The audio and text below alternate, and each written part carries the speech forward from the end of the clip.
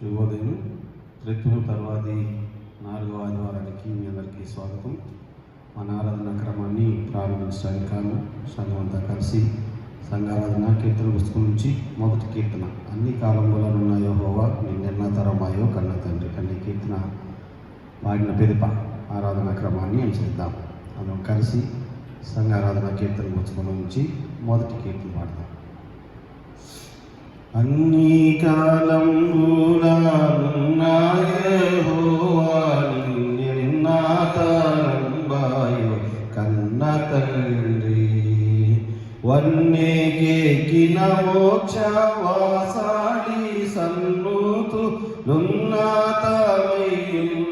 మున్నే నీకు నిన్ను ప్రకటన సేయానికిలా లోకములను వన్నుగా చేసిన బలుడ నీవే ఉన్న లోకంబుల నుడుగాక కరుణా సంపన్నతతో నేను ప్రభుడా నీవే అన్ని జీవుల నిరిగి ఆహారమిచ్చుచు ఉన్న సర్వజ్ఞుడవు నీవే ఎన్న సత్యముగాక ఉన్న లక్షణముల సన్నుతించుటకుని చాలుదునా అన్ని కాలంబులనున్నాయేవాని నిన్న తరంబాయో కన్న తండ్రి ఓ మా కన్న తండ్రి పుట్టింప నీ వంచు పోషింప నీ వంచు గిట్టింప నీ వంచు కీర్తింతును వడ్డీ పానికి మాలినట్టి మానవురాచి పట్టి రక్షింప బాజుండవంచు దట్టమైన కృపను దరిచేర్చనాకిచ్చి పట్టై నిలచియుండు ప్రౌఢవంచు గడ్డాడ చేగాడ ముట్టుగాను కాన పట్టుకులది నిన్ను ప్రస్తుతించు అన్ని కాలంబులనున్నాయే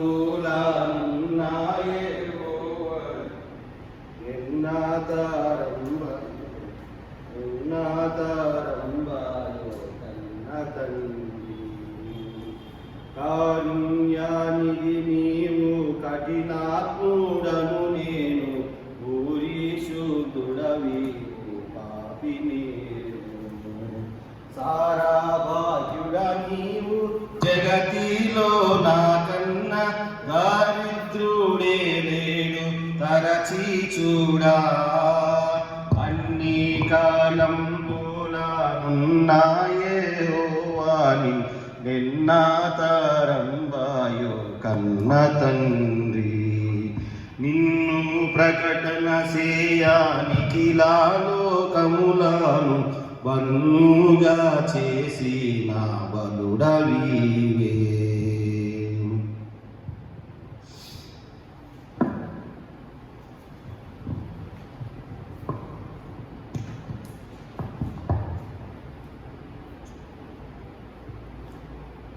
ఆరాధన క్రమంలో అనుసరించడము తండ్రి యొక్కయు కుమారుని యొక్కయు పరిశుద్ధాత్మ యొక్క నామమున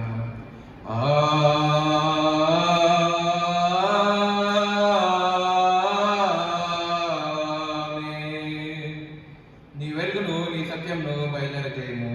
అవి నాకు త్రోవ చూపును. అవి నీ పరిశుద్ధ పర్వతమునకు నీ నివాస స్థలమునకు నన్ను తోడుకొని వచ్చును. అప్పుడు నేను దేవుని బలిపీఠం నద్దకు నాకు ఆనంద సంతోషం కలిగజేయు దేవుని యొద్దకు చేరుతాను. దేవా నా దేవ సితార వాయిస్తూ నీకు కృతజ్ఞత స్తుతులు చెల్లించను. ప్రభునందు ప్రియులారా, యథార్థ హృదయంతో మన తండ్రి అయిన దేవుని సమీపించి ఆయన ఎదుట మన పాపములను ఒప్పుకొని మన ప్రభు అయిన యేసుక్రీస్తు పేరిట మనకు క్షమాపణ దయచేయమని వేడుకొన్నాను. ప్రభువు నామము వలననే మనకు సహాయము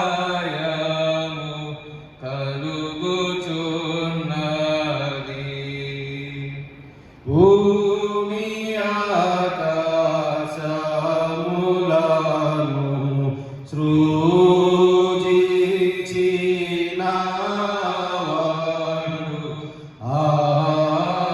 ఆయనే. ప్రభువు సన్నిధి నాతి క్రమములు నేను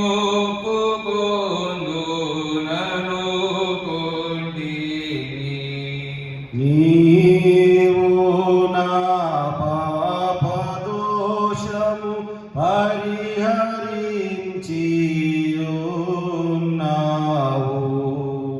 మా సృష్టికర్తవు విమోచకమైన సర్వశక్తి గల దేవ, దీనిలోను పాపలమకు మేము స్వాభావికంగా పాపలమనియు అపవిత్రులమనియు తలంపు వలన మాట వలన క్రియ వలన నీకు విరోధంగా పాపం చేస్తామనియు నీ ఎదుట ఒప్పుకొంచున్నాము. కావున మేము మా ప్రభు అయిన యేసుక్రీస్తు నిమిత్తంన నీ కృపను వెతుకుచు వేడుకొంచు మితిలేని కనికరం గల నీ వద్దకు ఆశ్రమకే వచ్చుతున్నాము. మా కొరకు చనిపోవటకై నీ జనిత కుమారుని ఇచ్చిన విలువకరంగా దేవా, మమ్మల్ని కనికరించి ఆయన నిమిత్తము మా సమస్త పాపములకు క్షమాపణ దయచేయు. మేము నీ కృప చేత నిత్య జీవం పొందినట్లు నిన్ను గూర్చి నీ చిత్తమును గూర్చి సరైన జ్ఞానమును ఈ వాక్యములకు తగిన విధేయతను మా యందు పరిశుద్ధాత్మను వృద్ధి పొందుమని మా ప్రభువు అయిన యేసుక్రీస్తు ద్వారా వేడుకొంచున్నాము. ఆమేన్. మన పల్లకపు తండ్రి యొక్క సర్వశక్తి గల దేవుడు మనలను కనికరించి మన కొరకు చనిపోటకై తన ఏక కుమారునిచ్చి ఆయన మూలంన మన పాపములన్నింటినీ క్షమించున్నాడు. ఆయన నామమందు విశ్వాసం ఉంచు వారికి దేవుని కుమారులకు అధికారం ఇచ్చుచు వారికి తన పరిశుద్ధాత్మను అనుగ్రహించును. నమ్మి బాప్తిస్మ పొందిన వాడు రక్షింపబడును. ఓ ప్రభువా, రక్షణ మనందరికీ దయచేయము.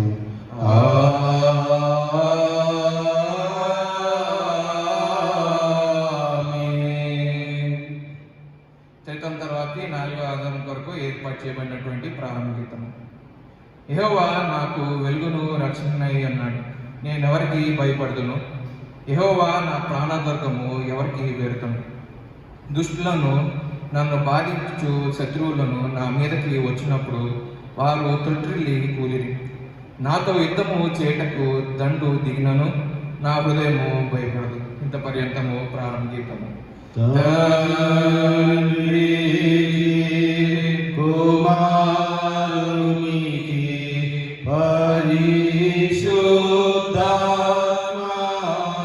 పరిశుద్ధాత్మకును ఆదియందు ఇప్పుడు ఎల్లప్పుడూ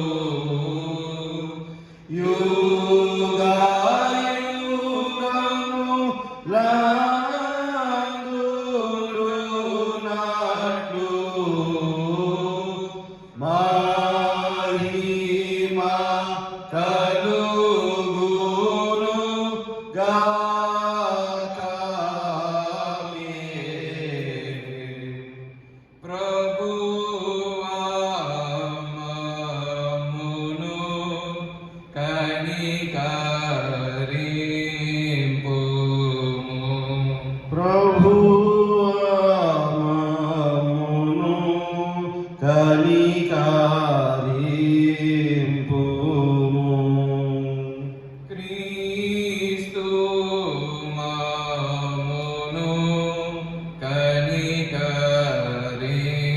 కనికరింపుము.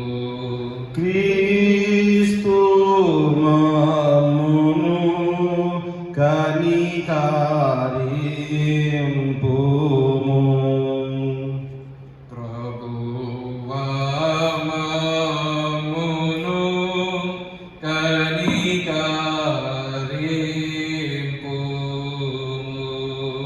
ప్రభువా మమ్మును కనికరింపుము.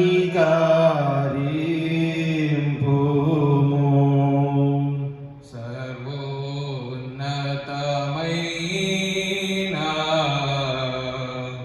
వాణిలో దేవునికి మహిమ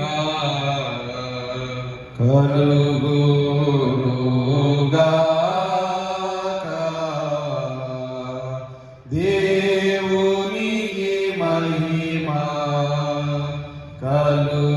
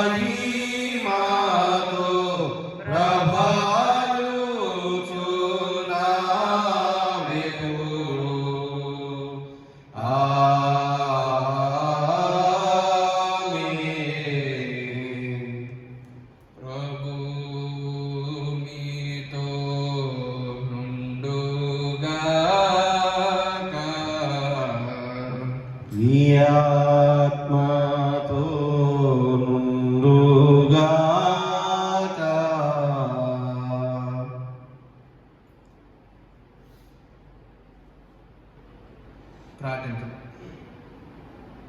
ఓ ప్రభువా, నీ సంఘము భక్తి సహితమైన నెమ్మది కలిగి సంతోషంతో నిన్ను సేవించలాగా ఈ లోక చర్యలన్నిటినీ నీ పరిపాలించే సమాధానంగా చెప్పుమని నీతోనూ పరిశుద్ధాత్మతోనూ సదా ఏక దేవుడివై యుగ యుగంలో పరిపాలించుచుండు నీ కుమారుడును మా ప్రభు అయిన యేసుక్రీస్తు ద్వారా వేడుకొంచున్నాము. ఆమేన్.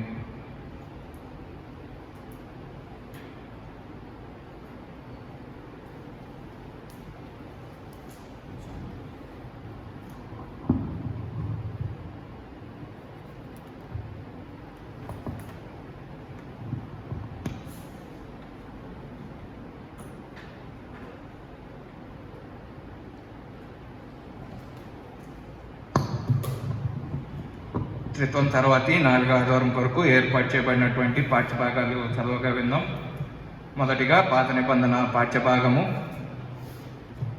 ప్రవక్త అయిన యెషయా రాసినటువంటి గ్రంథము 58వ అధ్యాయము 6 నుండి 12 వచనాల వరకు. ప్రవక్త అయిన యెషయా రాసినటువంటి గ్రంథము 58వ అధ్యాయము 6 నుండి 12 వచనాల వరకు. దుర్మార్గులు కట్టిన కట్లను విప్పుటయు, కాడిమాను మోకులు తీయుటయు, బాధింపబడిన వారిని విడిపించుటయు, ప్రతి కాడిని విరగొట్టుటయు నేను నేర్పరచుకున్న ఉపవాసము కాదా? నీ ఆహారము ఆకలిగొన్న వారికి పెట్టుటయు, నీ రక్త సంబంధికి ముఖము తప్పించుకుంటయు, తిక్కుమాలిన బీదలను నీ ఇంట చేర్చుకుంటయు, వస్త్రహీనుడు నీకు కనపడినప్పుడు వానికి వస్త్రములు ఇచ్చుటయు, ఇదే కదా నాకు ఇష్టమైన ఉపవాసము. అలాగున నీవు చేసిన ఎడల నీ వెలుగు వేకువ చుక్క వలె ఉదయించును, స్వస్థత నీకు శీఘ్రంగా లభించును, నీ నీతి నీ ముందర నడుచును. యెహోవా మహిమ నీ సైన్యపు వెనుకటి భాగమును కావలిను. అప్పుడు నీవు పిలువగా యెహోవా ఉత్తరం ఇచ్చును. నీవు మొరపెట్టగా ఆయన నేనున్నానను. ఇతరులను బాధించుటయు, వేలు పెట్టి చూపి తిరస్కరించుటయు, చెడ్డదానిని బట్టి మాట్లాడుటయు నీవు మాని, ఆశించదానిని ఆకలిగొనిన వానికిచ్చి శ్రమపడిన వానిని తృప్తిపరిచిన ఎడల చీకటిలో నీ వెలుగు ప్రకాశించును, అంధకారము నీకు మధ్యాహ్నం వలె నుండును. యెహోవా నిన్ను నిత్యము నడిపించును. క్షామకాలము ఆయన నిన్ను తృప్తిపరిచి నీ ఎముకలను బలపరచును. నీవు నీరు కట్టిన తోట వలెను ఎప్పుడూను ఉబ్బుకుచుండు నీటి ఊట వలనే ఉండెదవు. పూర్వకాలం నుండి పాడైపోయిన స్థలములను నీ జనులు కట్టెదరు. అనేక తరములు క్రిందట పాడైపోయిన పునాదులను నీవు మరలా కట్టెదవు. విరకబడిన దానిని బాగు చేయవాడువనియు, దేశంలో నివసించుతున్నట్లుగా త్రోవలు సిద్ధపరచువాడువనియు నీకు పేరు పెట్టబడును. ఇంత పర్యంతము పాత నిబంధన పాఠ్యభాగము. పరిశుద్ధుడవగు దేవా, పావన శాకుడ దేవా, పావన మాధ్య దేవా, మమ్మును కనికరింపుము.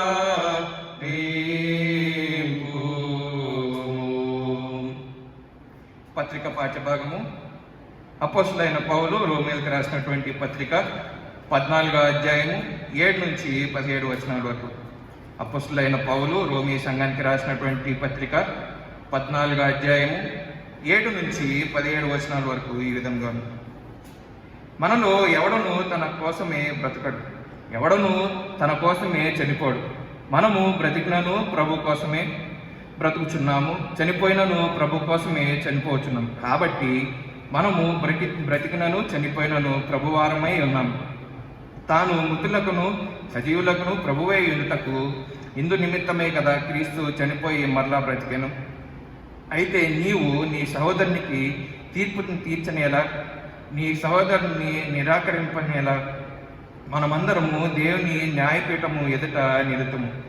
నా తోడు ప్రతి మోకాలను నా ఎదుట ఉండును, ప్రతి నాలుకయు దేవుని స్తుతించును అని ప్రభువు చెప్పుచున్నాడు అని రాయబడినది గనుక మనలో ప్రతివాడును తన గురించి దేవునికి లెక్క అప్పగించవలను.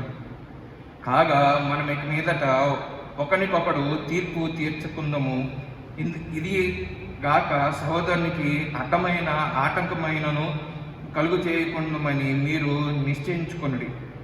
సహజముగా ఏదియు నిషిద్ధము కాదని నేను ప్రభువైన యేసునందు ఎరిగి రూఢిగా నమ్ముచున్నాను. అయితే ఏదైనాను నిషిద్ధమని ఎంచుకొను వానికి అది నిషిద్ధమే. నీ సహోదరుడు నీ భోజన మూలముగా దుఃఖించిన ఎడల నీవికను ప్రేమ కలిగి నడుచుకొను వాడవు కావు. ఎవని కొరకు క్రీస్తు చనిపోయానో వానిని నీ భోజనము చేత పాడు చేయకు. మీకున్న మేలైనది దూషణ పాలు కానిపడి. దేవుని రాజ్యము భోజనమును పానమును కాదు గాని నీతియు సమాధానమును పరిశుద్ధాత్మ్యందలి ఆనందమై ఉన్నది. ఇంత పర్యంతము పత్రిక పాఠ్యభాగము. హల్లెలూయా హల్లెలూయా హల్లెలూయా. సువార్త పాఠ్యభాగము. పరిశుద్ధులైన మత్తయి రాసినటువంటి సువార్త 5వ అధ్యాయము 43 నుంచి 48 అధ్యాయం వరకు. పరిశుద్ధైన మత్తయి రాసినటువంటి సువార్త 5వ అధ్యాయము 43 నుంచి 48 వరకు. ఓ ప్రభువా నీకు మహిమ కలుగునుగాక.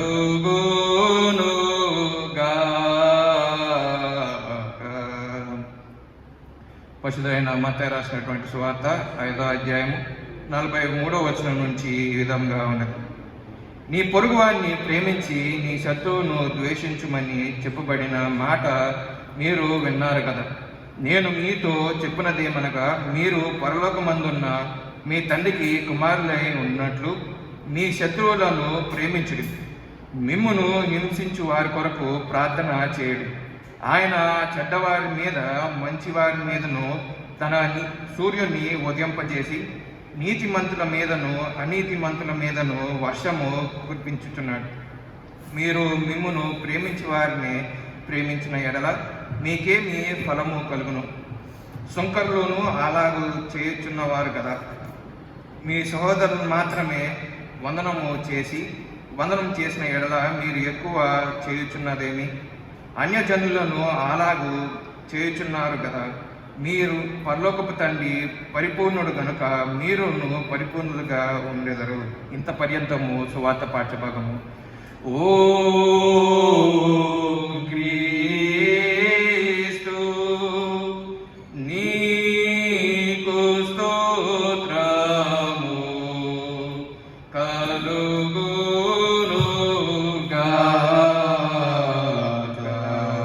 అందరూ అదే విధంగా అపోస్తుల విశ్వాస ప్రమాణం నమ్ముకుందాం.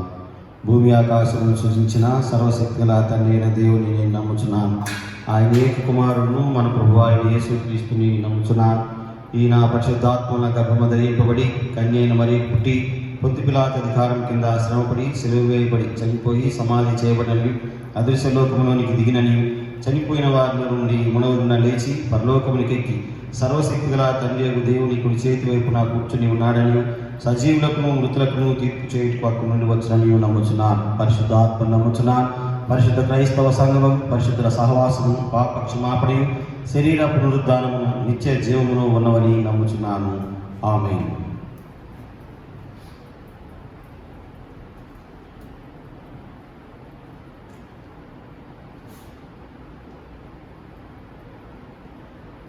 దేవుని వాక్యం పూర్వం సంఘం అంతా కలిసి సంఘారాధన కీర్తన పుస్తకం నుంచి 171వ కీర్తన 171వ కీర్తన. యేసు నన్ను ప్రేమించినావు, పాపినైనా నన్ను ప్రేమించినావు. ఈ కీర్తన పాడిన పిదప దేవుని వాక్యాన్ని విందాం. మనం కలిసి సంఘారాధన కీర్తన పుస్తకం నుంచి 171వ కీర్తన. యేసు నన్ను ప్రేమించినావు, పాపినైనా నన్ను ప్రేమించినావు. నన్ను ప్రేమింప మానవ రూపమెత్తిగా మముగా జీవము సిల్వపై ఇచ్చి కన్నా తల్లిదండ్రుల అన్నదమ్ముల ప్రేమ కన్నా మించిన ప్రేమతో యేసు నన్ను ప్రేమించినావు, పాపినైనా నన్ను ప్రేమించినావు. తల్లి గర్భమునాలి ధరింపబడినప్పుడే దురితుండనైయుంగిని నా వల్ల చేయంబడెను ఎల్లా కార్యములేకు దేయంబులైయుండగా యేసు నన్ను ప్రేమించినావు, పాపినైనా నన్ను ప్రేమించినావు.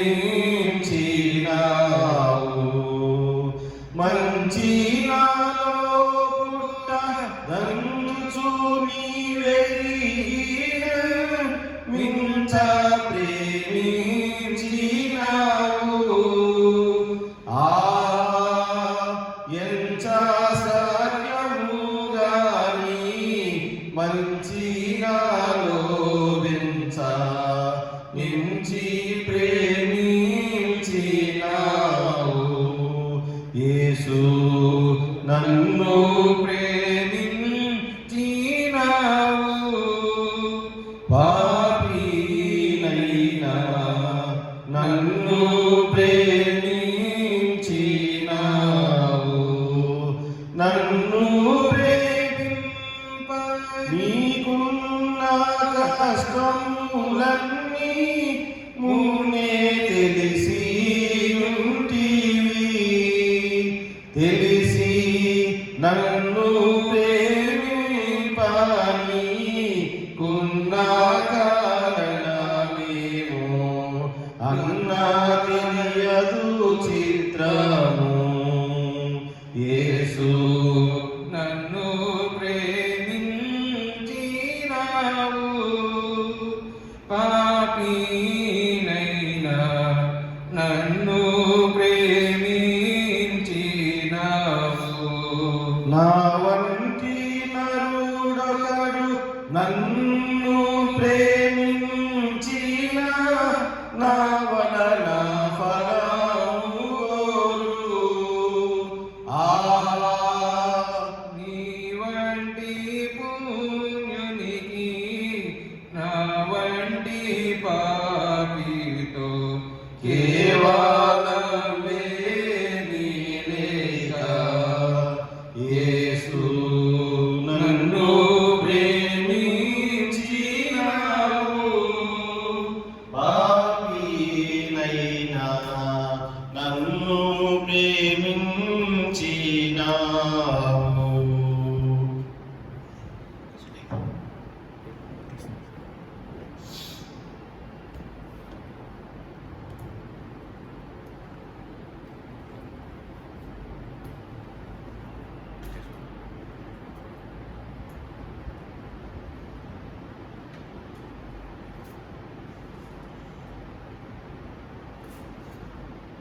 ప్రార్థించుకుందాం. సర్వశక్తి నిత్యుడైన మా పరలోక తండ్రి, నీ పరిశుద్ధ నామానికి వందనాలు. త్రిత్వంలోని 4వ ఆదివారంలో ఇదిగోనైనా పరోక్షంగా ఇదిగో గృహాల వద్ద నుండి వాక్యం వింటూ ఉండగా నా నోటి మాటలు మా అందరి హృదయించాను మీకు అంగీకారంగా ఉంచమని వేడుకొంచున్నాం తండ్రి. ఆమేన్. మన తండ్రి దేవుడి నుండి ప్రభు అయిన యేసుక్రీస్తు నుండి కృపయు సమాధానం నుండి కలుగుగాక. ఆమేన్. ప్రియమైన దేవుని సంగమా, దేవుడు అనుగ్రహించినటువంటి ఉచితమైన కృప ద్వారా మరి యొక్క పర్యాయం అనగా మరి యొక్క పరిశుద్ధ దినంలో మనం ఈ విధంగా పరోక్షంగా కలుసుకొని దేవుని నామాన్ని సన్నుతించే భాగ్యం, స్తుతించే భాగ్యం దేవుడు మనకి దయచేసిన విధానాన్ని బట్టి దేవునికి వందనాలు తెలియచెప్పబద్ధులమై ఉన్నాం. మనకి దేవుడు ఇచ్చినటువంటి ఉచితమైన కృప ద్వారా ఈ పాండమిక్ టైంలో కూడా ఈ విధంగా దేవుని స్తుతించే భాగ్యం గృహాల ఎదురు ఉండి పరోక్షంగా కుటుంబాలతో కలిసి కూడి చక్కగా దేవుని నామాన్ని సన్నుతించే భాగ్యం దేవుడు మనకు దయచేసిన విధానాన్ని బట్టి దేవునికి వందనాలు చెల్లించబద్ధులమై ఉన్న ప్రియమైన దేవుడి బిడ్డలారా, అనేక మందికి లేనటువంటి ఘనత దేవుడు మనకి దయచేసిన విధానాన్ని బట్టి వందనాలు. క్రితంలోని 4వ ఆదివారంలో మనము ప్రవేశించి ఉన్నాం. గడిచిన వారంలో మన మధ్యలో ఉన్నటువంటి ప్రొఫెసర్ గారు దేవుని వాక్యాన్ని మనకు అందించగా ఉన్నాం. మనం గడిచిన వారంలో దేవుని యొక్క కృప ఏ విధంగా ఉంటుంది, లేదంటే తండ్రి ఎంత ప్రేమ కలిగిన వాడు అనేటువంటి విషయాలని మనం చూసాం. ప్రేమ కలిగినటువంటి తండ్రి ఏమీ చేస్తాడు, లేదంటే ఈ తప్పిపోయిన కుమారుని యొక్క ఉదంతంలో తండ్రి యొక్క ప్రేమ ఎటువంటిది, లేదంటే తండ్రి ఎటువంటి ప్రేమను కుమారునికి పంచాడు, కుమారుడు ఏ విధంగా చెడిపోయి లేదంటే రూయినైన పిదప తన రెబెలియన్ అయిపోయిన పిదప తన యొక్క రెస్టోరేషన్ కానీ తన యొక్క రిటర్న్ కానీ తన యొక్క రిజాయిసింగ్ కానీ ఏ విధంగా ఉంటుందో మనం చూసాం. ప్రియమైన దేవుని బిడ్డలారా, వీటన్నిటి వెనుక తండ్రి యొక్క ప్రేమ చాలా కృప కలిగినటువంటిది. తండ్రి యొక్క ప్రేమ చాలా విశాలమైనటువంటిది. ప్రియమైన దేవుని బిడ్డలారా, తద్వారానే ఇదిగో తండ్రి మరలా కుమారుని చేర్చుకున్నట్లు మనం చూస్తాం. ఇదిగో ఈ నా కుమారుడు చనిపోయి తిరిగి లేచెను, తప్పిపోయి దొరికినని ఇదిగో తన యొక్క అన్నతో, లేదంటే తప్పిపోయి వచ్చినటువంటి కుమారుని యొక్క అన్నతో చెప్పినటువంటి మాటల్ని మనం చూస్తాం. ప్రియమైన దేవుని బిడ్డలారా, ఈ యొక్క ఉదంతంలో ఉన్నటువంటి మంచి మాటలు, లేదంటే గొప్పతనం ఏమనగా what is there at home, ఇంటి దగ్గర ఏమున్నది, ఇంటి దగ్గర ప్రేమించేటువంటి తండ్రి ఉన్నాడు. ఆ తండ్రి యొక్క ప్రేమ చాలా నిష్కలమైనది, లేదంటే నిష్కలంకమైనది, లేదంటే అవధులు లేనటువంటి ప్రేమ. ఇదిగో విప్లవం చేసిన, లేదంటే పోయిన మారు మనసు పొంది మరలా తిరిగి వచ్చినా కానీ ఇదిగో కుమారుని ఏమనకుండా తను మరలా కుమారుని చేర్చుకొని కుమారునితో ఇదిగో సహవాసం చేసినటువంటి తండ్రిని మనం చూస్తాం. అయితే ఇదిగో ఈ రోజు వాక్య భాగంలో కనుక మనం చూసినట్లయితే ప్రియమైన దేవుని బిడ్డలారా, పాత నిబంధన పాఠ్య భాగం ప్రవక్త అయిన యెషయా గ్రంథం 58వ అధ్యాయం 6 నుంచి 12 వచనాలు, రోమీలకు రాసిన పత్రిక 14వ అధ్యాయం 7 నుంచి 17 వచనాలు, సువార్త పాఠ్య భాగం పరిశుద్ధులైన మత్తయి రాసిన సువార్త 5వ అధ్యాయం 43 నుంచి 48 వచనాలు చదువుగా విన్నాం. ప్రియమైన దేవుని సంగమా, పాత నిబంధన పాఠ్య భాగంలో కనుక చూసినట్లయితే ప్రజలను ఉద్దేశించి, లేదంటే దేవుని బిడ్డలను, లేదంటే దేవుని కొరకు ఇదిగో ఏర్పాటు చేయబడినటువంటి బిడ్డలను ఉద్దేశించి మాట్లాడుతున్నటువంటి మాటలు, దుర్మార్గులు కట్టిన కట్లను విప్పుటయు, కాడిమాను మేకులు తీయటయు, బంధింపబడిన వారిని విడిపించుటయు, ప్రతి కాడిని వెలుగుగొట్టయు నేను ఏర్పరచుకున్న ఉపవాసం కదా. దేవుడు ఆ యొక్క జనాంగంతో చెప్తున్నటువంటి మాట ఏమిటంటే ఫ్రీనెస్ గురించి, లేదంటే ఫ్రీడమ్ గురించి తెలియజేస్తా ఉన్నాడు. దేవుని యొక్క పని, లేదంటే దేవుని నమ్మిన వారి యొక్క పని ఏమైనదంటే దుర్మార్గులు కట్టిన కట్లను విప్పుటయు, కాడిమాను మోకులు తీయటయు, బాధింపబడిన వారిని విడిపించుటయు, ప్రతి కాడిని వెలుగుగొట్టుటయు నేను ఏర్పరచుకున్న ఉపవాసం కదా. ఉపవాసం అనగా మనందరికీ తెలుసు కదా, దేవునికి దగ్గరగా ఉండటం. అదర్వైజ్ మనం ఫాస్టింగ్ అంటాం. ఫాస్టింగ్ అది వేరే. మామూలుగా ఉపవాసం అంటే రెగ్యులర్ ఉపవాసం, ఫాస్టింగ్. బట్ తెలుగు మాటకు ఉన్నటువంటి అర్థం, ఆ ఉపవాసం ఏంటంటే నాకు దగ్గరగా ఉండటం. ఉపవాసం దగ్గరగా ఉండటం. ఉపవాసం అంటే నేను ఏర్పరచుకున్న ఉపవాసం 2 రకాలుగా చెప్పొచ్చు. నేను ఇది ఏర్పరచుకుంది మీ దగ్గర నుంచి, అంతేకాకుండా ఒక ప్రాక్టీస్, లేదంటే ఉపవాసం అనేది ఒక ప్రాక్టీస్. నేను ఏర్పాటు చేసుకున్న ఆ ప్రాక్టీస్, లేదంటే మీరు చేస్తున్న ప్రాక్టీస్. ఉపవాసం అంటే భోజనం మానేసి కూర్చోవడం కాదు, కానీ దుర్మార్గులు కట్టిన కట్టను విప్పుటయు, కాడిమాను మోకులు తీయటయు, బంధింపబడిన వారిని విడిపించుటయు, ప్రతి కాడిని విరుగగొట్టయుటయు, లేదంటే ఈ కాడి కింద బలహీనులుగా కానీ, లేదంటే దాస్యత్వంలో కానీ, లేదంటే కట్టబడినటువంటి వారు కానీ, లేదంటే ఫ్రీనెస్ లేనటువంటి వారి గురించి దేవుడు చెప్తున్నటువంటి మాటలు. నీ యొక్క ఆహారము ఆకలిగొని వారికి పెట్టుటయు, నీ రక్త సంబంధికి ముఖము తిప్పకుండుటయు, దిక్కుమాలిన వేదలను నీ ఇంట చేర్చుకుంటయు, వస్త్రహీనుడు నీకు కనబడినప్పుడు వానికి వస్త్రం నెచ్చుటయు, ఇదే కదా నాకు ఇష్టమైన ఉపవాసము. నాకు ఇష్టమైనటువంటి ఉపవాసం ఏమిటంటే ఇదిగో నీ యొక్క ఆహారాన్ని ఆకలిగొని వారికి పెట్టడం, లేదంటే నీ యొక్క రక్త సంబంధికి ముఖము తప్పించకుండా ఉండటం, దిక్కుమాలిన వేదలను నీ ఇంట చేర్చుకోవటం, వస్త్రహీనుడు నీకు కనబడినప్పుడు వారికి వస్త్రములు ఇచ్చుట, ఇదే కదా నాకు ఇష్టమైనటువంటి ఉపవాసం. పైన ఫ్రీనెస్ గురించి, లేదంటే దుర్మార్గులు కట్టినటువంటి కట్టను విప్పటం, అమ్మో మేము విప్పలేమండి, లేదంటే మా వల్ల కాదండి. మనందరికీ తెలుసు మన యొక్క జాతిని జాగృతం చేసినటువంటి బాబాసాహెబ్ అంబేద్కర్, బిఆర్ అంబేద్కర్ చేసినటువంటి మాటలు, లేదంటే చెప్పినటువంటి మాటలు సగానికి పైన ఇటువంటి మాటలే. అన్ని ఆల్మోస్ట్ ఇవే ఆయన రాజ్యాంగంలో రాసినటువంటి మాటలు. లేదంటే మనం రాజ్యాంగం ఏర్పాటు చేసుకుంది దేనికంటే దుర్మార్గులు కట్టిన కట్టను విప్పుటయు, కాడిమాను మోకులు తీయటయు, బంధింపబడిన వారిని విడిపించుటయు, ప్రతి కాడిని విరుగగొట్టుటయు. చాలా మంది ధైర్యం చేయలేరు, కానీ కొంతమంది ధైర్యం చేస్తారు. ప్రియమైన దేవుని బిడ్డలారా, దేవుడు చెప్తుంది ఏంటంటే, నాకు నచ్చేటువంటి ఉపవాసం ఏంటంటే ఇది. ఎవరైనా కనుక ఒకవేళ ఎవరైనా బంధిస్తే వారిని విడిపించటం, కాడిమాను మోకులు తీయటం. కాడిమాను మోకులు అంటే మనందరికి తెలుసు కదా, ఎద్దుల బండి ఉంటుంది, వాటి మీద ఎద్దుల మీద ఆ కాడి వేస్తారు. ఆ కాడి అటు ఇటు జరగకుండా ఆ కాడికి 2 హోల్స్ రావండి, అందులో పుల్ల పెడతారు. సో దట్ ఆ పుల్లను దాటి ఎద్దు అవతలికి వెళ్ళలేదు. ఆ పుల్ల తీస్తే గానీ అది బయటికి రాలేదు. సో ఇన్ కేస్ ఒక రకంగా అయితే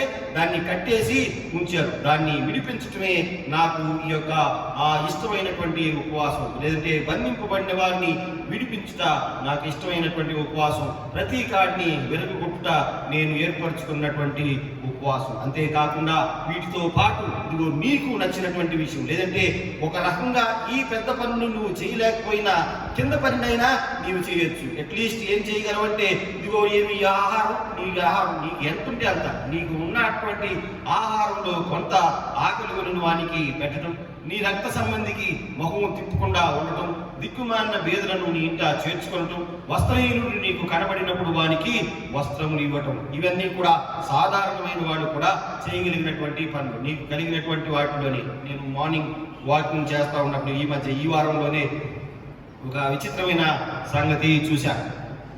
ఆ వాకింగ్ ట్రాక్ దగ్గర, ఆ మెడికల్ కాలేజ్ దగ్గర వాకింగ్ ట్రాక్ దగ్గర 3-4 రోజుల నుంచి ఒక అతను కనబడతానే ఉన్నాడు. అతను సగం మేబీ కొన్ని బట్టలే వేసుకుంటా ఉన్నాడు, లేదంటే కొద్దిగా కింద కొన్ని బట్టలే వేసుకుంటా ఉన్నాడు. లిటిల్ బిట్ యంగర్ మ్యాన్, చక్కగా శుభ్రంగా బలంగా యంగ్గా ఉన్నాడు. మేబీ ఈ బుద్ధి మాంద్యం వలన, తనకున్నటువంటి మానసిక పరిస్థితిని వలన ఆ బట్టలు చింపేసుకోవటం, బట్టలు లేకుండా ఉండటం చూస్తాం. ఆ ట్రాక్ మీద నడిచే వాళ్ళందరూ చాలా మంది వాడు కనపడినప్పుడు తల్లికి తిప్పుకొని వెళ్ళిపోతారు. అంటే చండాలం ఎందుకో అక్కడికి వెళ్ళి చూడటం అని. నేను మొన్న చూస్తా ఉంటే నా ముందు ఒక పాప నడుస్తా ఉంది, లిటిల్ యంగ్ గర్ల్. సహజంగా ఇది జాగింగ్ చేస్తా అటు దూకింది అవతలికి. అక్కడ చిన్న ఫెన్సింగ్ లాంటిది, ఆ ఫెన్సింగ్ నుంచి అవతలకు దూపి రైలు బండేసుకుని వెళ్ళిపోయింది. అయ్యో పాపం, అనవసరంగా ఈయన చూసి దర్చుకున్నట్టుందే అనుకున్నా నేను అని వెళ్ళిపోయింది. నేను రౌండ్ తిరిగి వచ్చేలోపు ఒక క్యారీ బ్యాగ్, మన ఉంటాం కదా మన కర్రల సంచిలో ఇన్ని బట్టలు వేసుకుని వచ్చింది. ఇన్ని బట్టలు ఒక్కొక్కటి ఇలాంటి ఎన్ని వేసుకుని వచ్చి ఆ అబ్బాయికి ఆ షర్ట్ వేసి వాడు చింపేసుకున్నాడు. అయినా కానీ గట్టిగా ఆ అబ్బాయిని అరిసి ఆ షర్ట్ వేసి మాస్క్ పెట్టుకోమని చెప్పి ఆ కొన్ని బట్టలు ఇచ్చేసి తను మరలా జాగింగ్ చేసుకుంటా వెళ్ళిపోయింది. నేను అనుకున్నాను పారిపోయిందేమో అనుకున్నాను. కానీ గబగబా ఇంటికి వెళ్ళిపోయి తనకున్న వాటిలోనే మేబీ అమ్మాయి, కానీ అబ్బాయి బట్టలు తెచ్చింది. మరి ఎవరి తెచ్చిందో, వాళ్ళ నాన్న తెచ్చిందో, వాళ్ళ తమ్ముడి తెచ్చిందో, ఏది ఏమైనా కానీ ఇదిగో నీకు వస్త్రహీనుడు కనబడినప్పుడు వానికి వస్త్రం తెచ్చుట. ముఖం తిప్పుకొని వెళ్ళటం ఎవరైనా చేస్తారు. ముఖం తిప్పుకొని ఎవరైనా చేస్తారు, చిచి అని ఎవరైనా అనుకుంటారు, ఎవరైనా కోపడతారు. కానీ ఇంటికి వెళ్ళి ప్రత్యేకంగా సిద్ధపాటు చేసి మరలా తీసుకొచ్చి ఏసీ వెళ్ళటం అనేది కొద్దిగా కష్టమైన పని. అందులోనూ యంగ్ కిడ్స్కి, యంగ్ గర్ల్స్కి కొన్ని కష్టమైన పని అయినప్పటికీ తాను నేర్చుకున్నటువంటి సిద్ధాంతాన్ని ప్రాక్టీస్లో పెట్టడం ప్రియమైన దేవుని బిడ్డలారా. నేను మాట్లాడదాం అనుకున్నా కానీ అది కుదరలేదు. తాను వెళ్ళిపోయింది, తను జాగింగ్ చేసుకుంటా మరలా వెళ్ళిపోయింది. కానీ నాకు కలిగినటువంటి ఆశ్చర్యం ఏంటంటే, ఇదే కదా అని అనుకున్నాను నేను. అప్పుడు ఆల్రెడీ ఈ టెక్స్ట్ చదువుతానే ఉన్నాను. ప్రతి కాడిని విరగొట్టుట, లేదంటే దిక్కుమాలిన వేదనను నీ ఇంట చేర్చుకుంటా, వస్త్రహీనుడు నీకు కనబడినప్పుడు వానికి వస్త్రం ఇచ్చుట, ఇదే కదా నాకు ఇష్టమైనటువంటి ఉపాసన. ఇదిగో అలాగున నీవు చేసిన ఎడల నీ వెలుగు వేకువ చుక్క వలె ఉదయించును. ఒకవేళ నీవు గనుక ఈ పనులు చేస్తే ఇదిగో నీవు గొప్పవాడివి అవుతావు. దేవుడు మెచ్చుకునేటువంటి ఉపవాసం ఇది అని చెప్తున్నటువంటి మాటలు పాత నిబంధన గ్రంథంలో సహజంగా 2 సందర్భాల్లో దేవుడు మెచ్చేటువంటి పని, దేవుడు నొచ్చుకునేటువంటి పని. ఒకటి మెచ్చుకునేటువంటి పని, రెండవది నొచ్చుకునేటువంటి పని. చాలా సార్లు దేవుడు తన యొక్క ప్రజల నిమిత్తం చాలా ముఖం పెడవకంగా పెట్టాడు, చాలా నొచ్చుకున్నాడు. కొన్నిసార్లు వాళ్ళని శపించాడు, కొన్నిసార్లు చంపేసేది కూడా. ప్రియమైన దేవుని బిడ్డలారా, ఈ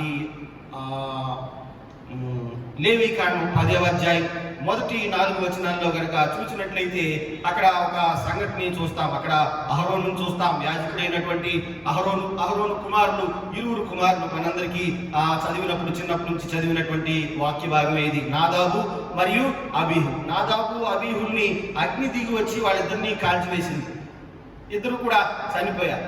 ఎందుకు చనిపోవలసి వచ్చింది? వీళ్ళేమి పెద్ద యుద్ధాలేమి చేయలేదు, లేదంటే ఇతరులనేమి బాధించలేదు, దేవుణ్ణేమి కొల్లగొట్టలేదు. వీళ్ళు చేసిన తప్పు ఏమిటంటే, ఇదిగో దేవుడు చెప్పినటువంటి అర్పణ కాకుండా వేరే ఒక రకమైనటువంటి ఈ యొక్క అగ్ని అర్పణని దేవునికి తెచ్చినట్లు మనం చూస్తాం. దేవుడు చెప్పినటువంటి కొలత కాకుండా, దేవుడు చెప్పినటువంటి లెక్క కాకుండా, దేవుడికి మెచ్చనటువంటి విధానంలో వీళ్ళు బిహేవ్ చేయటం వలన అగ్ని దిగి వచ్చి వారిద్దరిని కాల్చేసిన సంగతి మనం చూస్తాం. ప్రియమైన దేవుని బిడ్డలారా, దేవునికి నచ్చని పని చేయటం వలన పరిహారంగా అగ్నికి వారిద్దరూ కూడా ఆహుతైన సంగతి మనం చూస్తాం. దేవుడు తమకు ఆజ్ఞాపింపని వేరొక అగ్నిని ఆయన సన్నిధికి వారు తెచ్చారు. అంటే తమ సొంత పని చేశారు. దేవుని ఆజ్ఞ కాకుండా వేరొక పనిని వాళ్ళు చేశారు. ఈ యొక్క ఉదంతాన్ని మనం మనసులో పెట్టుకొని ఈ వాక్యాన్ని చదవాలి. ప్రియమైన దేవుని బిడ్డలారా, దేవునికి నచ్చే పని ఏంటి? దుర్మార్గులు కట్టిన కట్టును విప్పటం, కాడిమాను మోపులు తీయటం, బంధింపబడిన వారిని విడిపించటం, ప్రతి కాడిని విరగొట్టడం.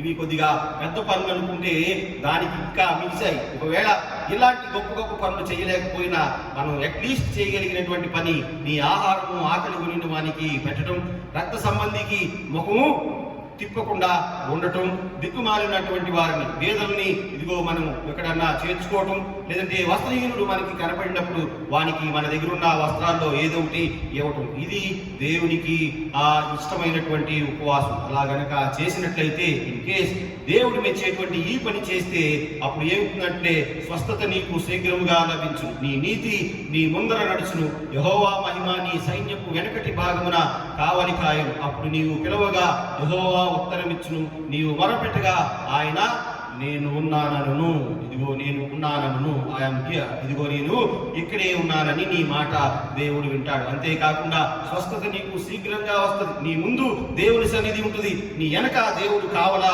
కాస్తా ఉంటాడు. నీ సైన్యం వెనక, లేదంటే నీ కుటుంబం వెనక దేవుడు ఎప్పుడు కావలిగా ఉంటాడు.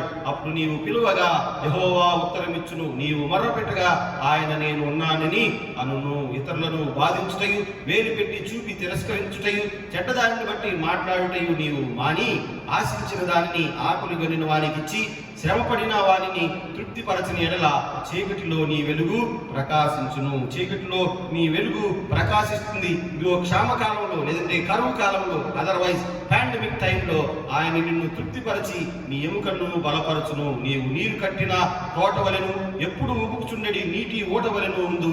పూర్వకాలమున పాడైన స్థలములను నీ జనులు కట్టెదరు, అనేక తరముల కింద పాడైన పునాదులను నీవు మరలా కట్టెదవు. విరగబడిన దానిని బాగు చేయువాడవని, దేశంలో నివసించినట్లుగా త్రోవను సిద్ధం చేయువాడవని నీకు ఒక పేరు పెట్టబడును. నీకు ఒక కొత్త పేరు పెడతాను. ఏమిటంటే you are the builder. Otherwise విరిగిన దాన్ని, లేదంటే పాడైపోయిన దాన్ని కట్టేటువంటి ఒక గొప్ప వ్యక్తి. నూతనంగా ఎవరు దాన్ని కట్టుకుంటే అందులో గొప్పతనం ఏమీ లేదు. ప్రియమైన దేవుని బిడ్డలారా, దానికి మించి పాడైన దాన్ని నీవు కడతావు, వెలుగుబడిన దాన్ని నీవు బాగు చేస్తావని నీకు ఒక గొప్ప పేరు ఇదిగో జనులే పెడతారు. నీవు చేసినటువంటి పనిని బట్టి, లేదంటే నీవు చేసేటువంటి గొప్ప పనులను బట్టి, లేదంటే ఈ చిన్న చిన్న పనులను, లేదంటే నీ సహోదరునికో, లేదంటే నీ యొక్క స్నేహితుడికో ముఖం తిప్పుకోకుండా ఉండటం, లేదంటే నీ రక్త సంబంధికి ఏదైనా సహాయం కావలసినప్పుడు ముఖము తిప్పకుండా ఇదిగో నీ సహాయం నీకు సహోదరునికి చేసిన ఎడల ఇదిగో నీవు మొరపెట్టగా దేవుడు నేను ఉన్నానని చెప్తాడు. అంతేకాకుండా వస్త్రహీనుడు నీకు కనబడినప్పుడు వారికి వస్త్రం నెచ్చుట, లేదంటే దిక్కుమాలిన వారిని నీ ఇంట చేర్చుకునుట, నీ ఆహారము ఆకలి కొనిన వారికి పెట్టుట. ప్రియమైన దేవుని బిడ్డలారా, ఈ రోజుల్లో ఈ పనులు మనం చాలా మందిని చేస్తూ ఉంటాం. లాస్ట్ ఇయర్ నుంచి ఈ సంవత్సరం 2 సంవత్సరాల్లో ఆల్మోస్ట్ ఎంతో మందికి సహాయం చేశారు. చాలా మంది, నేనైతే పాస్టర్ గారిని కాబట్టి లాస్ట్ ఇయర్ ఒక 70 మందిని, ఈ సంవత్సరం ఒక ఆల్మోస్ట్ 70 మందిని, ఈ సంవత్సరం కూడా 70 మందిని, కొంతమందిని అడిగి ఆ ధనం పోగు చేసి పాస్టర్ గారికి, అడవుల్లో ఉండే వాళ్ళకి, లేదంటే ఏజెన్సీ ఏరియాలో ఉండే వాళ్ళకి డబ్బులు పంపటం, లేదంటే వాళ్ళకి సరుకులు పంపటం, అక్కడున్న ప్రాజెక్ట్ డైరెక్టర్ చెప్పి ఇవ్వటం. ఇవన్నీ కూడా ఏమనగా ప్రియమైన దేవుని బిడ్డలారా, మేబీ నేను మీడియేటర్నే ఉండొచ్చు, లేదంటే మధ్యవర్తినే. నేను అడిగే ఉంటే ఇచ్చేవాళ్ళు ఉన్నారు కాబట్టి నేను వారిని అడిగి వాళ్ళకి సాయం చేస్తున్నాను. వాళ్ళు వచ్చి డైరెక్ట్గా అడిగితే మేబీ మీలో కొంతమంది ఇచ్చి ఉండకపోవచ్చు. నా మీద ఉన్నటువంటి గౌరవంతో, లేదంటే నేను చేయగలననే పని గౌరవంతో నాకు చెప్తే నేను చేయటం జరిగింది. ప్రియమైన దేవుని బిడ్డలారా, నీ ఆహారము ఆకలి కొనిన వారికి పెట్టుటయు, నీ రక్త సంబంధికి ముఖము తిప్పుకుంటుటయు, దిక్కుమాలిన బీదలను నీ ఇంట చేర్చుకున్నటయు, వస్త్రహీనుడు నీకు కనబడినప్పుడు వారికి వస్త్రం ఇచ్చుట, ఇదే నాకు ఇష్టమైనటువంటి ఉపవాసం. దేవుడు ఎరిగేటువంటి పని, లేదంటే దేవుడు అడిగేటువంటి విషయం ఏమనగా ప్రియమైన దేవుని బిడ్డలారా, దేవుడు మెచ్చుకునే విషయాన్ని చేయాలి. కొన్ని విషయాలు పెద్ద పెద్ద విషయాలైతే నీ వల్ల కాకపో ఉండొచ్చు. మేబీ నీకు దేవుడు ఆ టాలెంట్ నీకపోతే నీకు ఇచ్చిన టాలెంట్లోనే నీవు ఏం చేయవాలో చెప్పాలి. ప్రియమైన దేవుని బిడ్డలారా, పాత నిబంధన పాఠంలో దేవుని ఒప్పించే విధానం, దేవుని నొప్పించే విధానం రెండు ఉన్నాయి. ఇశ్రాయేలు ప్రజలు దేవుని నొప్పించారు. దేవుని స్థానంలో మతం, ఆచారం, వ్యవహారం ప్రాధాన్యత ఇచ్చి ఇదిగో దేవుని పక్కకి తోసివేశారు, పాటించలేదు. ఇదిగో ఆచారాల పేరుతో వాళ్ళు ముందుకి సాగి వెళ్ళారు. దేవుని యొక్క మాట వారు వినలేదు. తద్వారా వారికి అనేకమైనటువంటి క్షామకాలం, లేదంటే అనేకమైనటువంటి వ్యాధులు, ఇబ్బందులు, అనేకమైనటువంటి యుద్ధాలు. ఇదిగో వాళ్ళు దేవుని తోలనాడినందుకు దేవునికి పక్కకి చేయబడ్డారు. ఆ దినాల్లో పేదలు అధికంగా ఉండేవాడు. దినదిన గండంగా వారి బ్రతుకులు ఉండేవి. ధనవంతులు పేదలను మోసం చేసేవారు. అది మనసులో ఉంచుకొని ప్రవక్త ఈ వాక్యాన్ని రాశాడు. ప్రియమైన దేవుని బిడ్డలారా, దేవునికి ఇష్టమైన పని, దేవుడు మెచ్చే పని నిజమైన భక్తి. ఇదే కదా నాకు ఇష్టమైనటువంటి ఉపవాసం. కాడిమాను మేకులు తీయుట, బంధింపబడిన వారిని విడిపించుట, వేదనను ఇంట చేర్చుకుంట. ఇది దేవునికి ఇష్టమైనటువంటి పని. ప్రియా దేవుని సంగమా, దేవునికి ఇష్టమైన పని ఇదిగో దేవునితో ఉండటం, దేవుని ఆరాధించటం. అంతేకాకుండా మన యొక్క భక్తి జీవితాల్లోనూ, మన యొక్క సాంఘిక సామాజిక జీవితాల్లోనూ, కుటుంబ జీవితాల్లోనూ దేవునితో ఏ విధంగా ఉండాలి, ఇదిగో దేవునితో అనునయత్వం కలిగి ఉండాలి అంటే మనం ఎప్పుడూ కూడా ప్రతిసారి చాలా మంది దేవుడితో ఏకమవుతుంటే ఓన్లీ ప్రేయర్ అని అనుకుంటారు. ఓకే, ఎవరైనా ఒప్పుకోక తప్పదు, ఓన్లీ ప్రేయరే. కానీ డిసైడ్స్ ద ప్రేయర్. ఇదిగో ప్రార్థనకి పక్కన ఈ పనులు కూడా ఉన్నాయి. చాలా మంది ఈ పనులు చేయరు. నేను ఎందుకు చేయాలండి అంటారు. నేను ఎందుకు చేయాలి, వాడికి పిచ్చెక్కితే నాకేంటి ప్రాబ్లం, నాకేం ప్రాబ్లం లేదు, నేను నా దారిని నేను నడుచుకుని పోతాను. అక్కడ 100 మంది నడుపుతారు, ఒక్క పాపే బట్టలు తెచ్చిచ్చింది. ప్రియమైన దేవుని బిడ్డలారా, వాడికి ఏమైందో నాన్న ఏం చేయమంటారు? మహా అయితే అయ్యో జాలి పడతారు. కుర్రగాడు నాటి చక్కగా ఉన్నాడు, పాప ఇలాంటి జబ్బు వచ్చింది ఏందని ఒకసారి చూసుకొస్తూ అనుకుని వెళ్ళిపోతారు. కానీ కొందరు ప్రేరేపింపబడతారు. ప్రియమైన దేవుని బిడ్డలారా, అదే వారిలో ఉన్నటువంటి దైవ జ్ఞానం, లేదంటే దేవుడిచ్చేటువంటి శక్తి. ఆ శక్తిని అనుసరించి ముందుకి సాగాలి.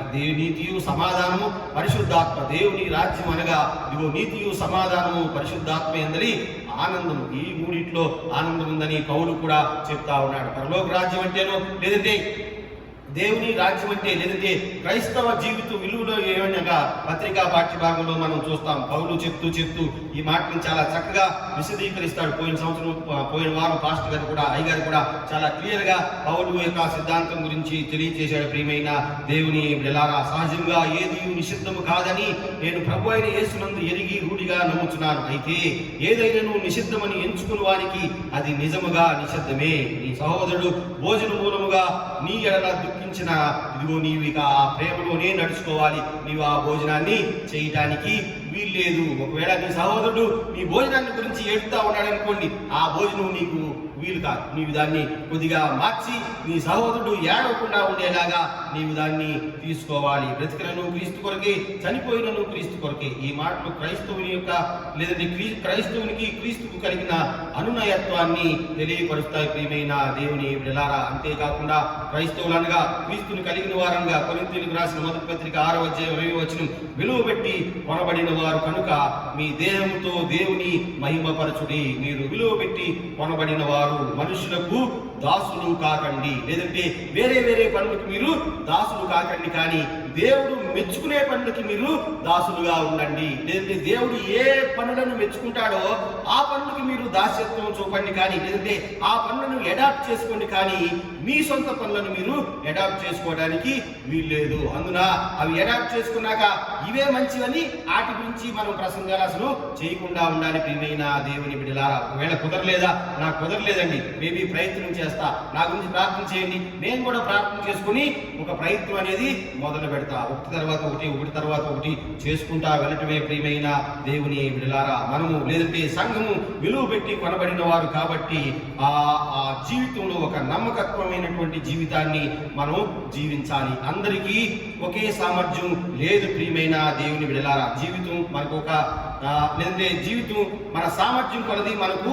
అనుగ్రహింపబడినది కాదు. చాలా మంది అనుకునే మాట ఏంటంటే, నా సామర్థ్యాన్ని బట్టి, నా ఎబిలిటీని బట్టి నా బలాన్ని బట్టి నాకు ఈ జీవితం వచ్చిందని అనుకుంటా ఉంటారు. ఇందులో చిన్న మెలిగే ఉంది, అందరికీ అర్థమయ్యేటువంటి విషయమే. మన యొక్క జీవితం మన సామర్థ్యం కొలది మనకు లభించలా. ఓకే, మన సామర్థ్యం కొలది మనకు లభించింది అనుకున్నాం అనుకోండి, మనలాంటి సామర్థ్యం కలిగిన వాళ్ళు చాలా మంది ఉన్నారు.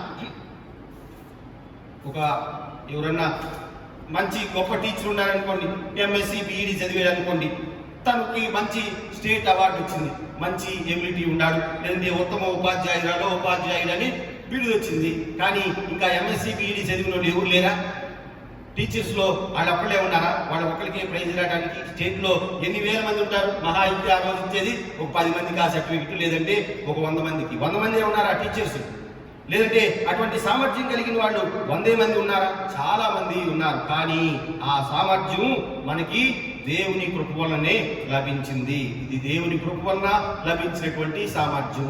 కాబట్టి అది మన సామర్థ్యం అనుకోవటానికి వీల్లేదు. ఒకవేళ మన సామర్థ్యం అనుకుంటే నీతో పాటు 100 మంది నీకంటే ఎక్కువ సామర్థ్యం కలిగిన వాళ్ళు మామూలు స్థాయిలోనే ఉన్నారు. నీ ఒక్కడివే పై స్థాయికి వెళ్ళావంటే అది దేవుని యొక్క కృపా ప్రియమైన దేవుని బిడ్డలారా. కాగా ఇది నా వల్ల కలిగిందని అనుకోకుండా దేవుని వల్ల కలిగిందని మనం అనుకోవాలి. నీలాంటి సామర్థ్యం కలిగిన వారందరికీ నీలాంటి జీవితం మాత్రం ఉండదు. ఎవరికో కొంతమందికి మంచి జీవిత విలువలు, మంచి జీవితం ఉంటుంది, లేదంటే వారికి మంచి బిడ్డలు, చాలా మంచి సోషల్ స్టేటస్, కొద్దిగా జనం, లేదంటే రక్త సంబంధికులు అనేక మంది ఉంటారు. కానీ అంతకంటే గొప్ప వాళ్ళకి అవన్నీ ఉండవు. వాటిలో చాలా ఉండవు. ప్రియమైన దేవుని బిడ్డలారా, ఏమైనా కలిగిందంటే అది దేవుని నుండి కలిగినది. కాబట్టి ఇదిగో నీవు మొదట దేవుని రాజ్యము అనగా భోజనము పానము కాదు, కానీ నీతియు సమాధానము పరిశుద్ధాత్మ అయి ఉన్నది, లేదంటే పరిశుద్ధత యందు ఉన్న ఆనందము అయి ఉన్నది. కాబట్టి దేవుడి నుండి నీవు ఏమి నిశ్చయింపబడిందో అది చేయాలి. ఆత్మీయ రాజ్యం,